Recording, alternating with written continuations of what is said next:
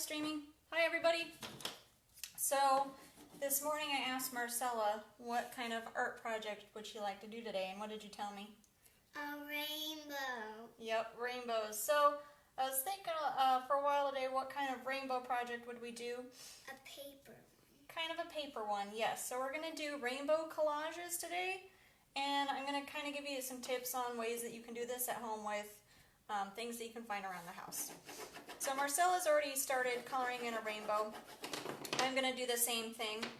And I put up a rainbow color kind of cheat sheet. I know it's flip-flopped on the camera because of the way that the camera's moved around, so that's why I did it in color as well. So the order of the rainbow, if anybody doesn't know, goes in this order. So you got red, orange, yellow, green, blue, indigo, violet. And I always remember it by the first letters. It goes Roy G. Biv.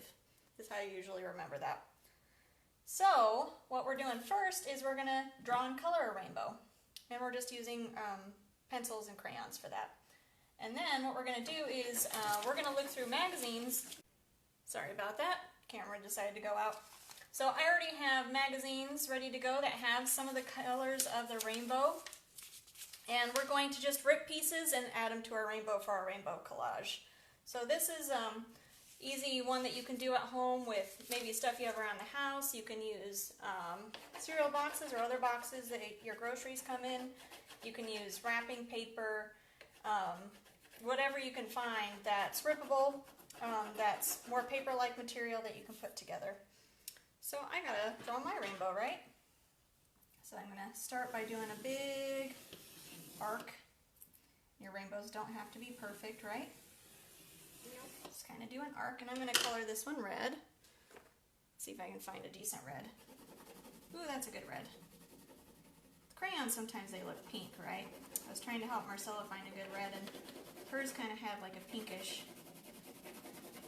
hue to it, and that's okay. See? Yeah, it's kind of a pinkish one. That's Yeah. okay. That still works. We're going to cover it up with red paper anyway. No big deal. It's just helping us remember the order, and then that way if we miss any spots with our paper, it'll still look red. No, I have to do the orange crayon. Okay. And I'm coloring kind of fast just so our video is not too long and I can get to the collage part of this project. So there's red. What's the next color after red? Orange. Do another loop. And use my orange.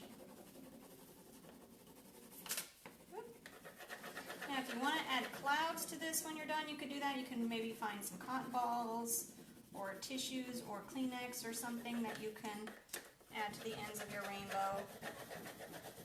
If you're feeling like you want to do that, that is an option. So for this project, you're probably going to need some glue. You're going to need some sort of paper that you can use as your collage.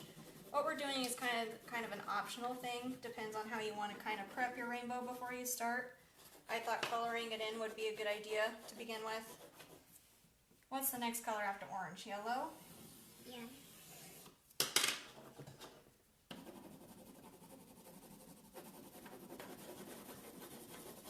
You could paint your rainbow before you start on this project.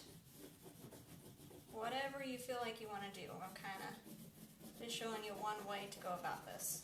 Oh my goodness. What happened? Oh, you still have sparkles left on your table from one of our previous projects. Then we have green.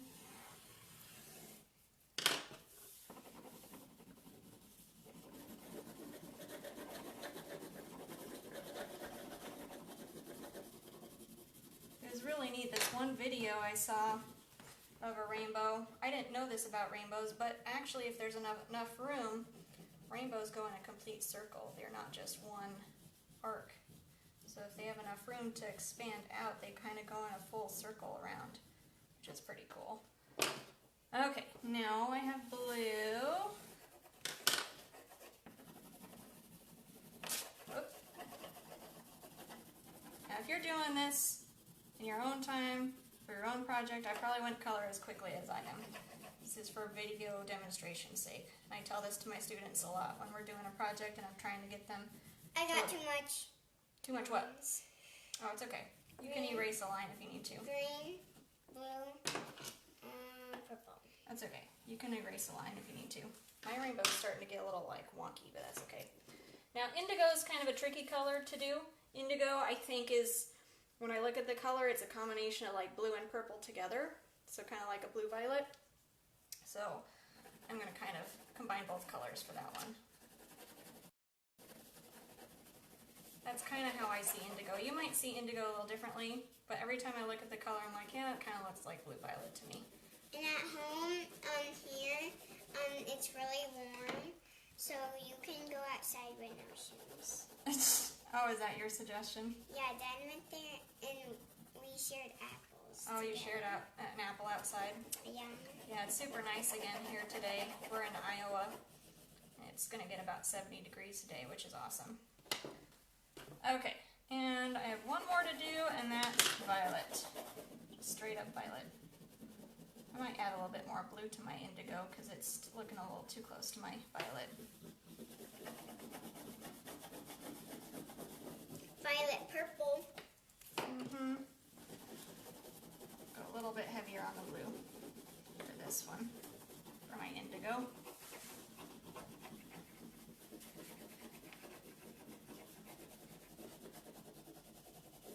Okay, that looks pretty close. So there's my basic rainbow to start.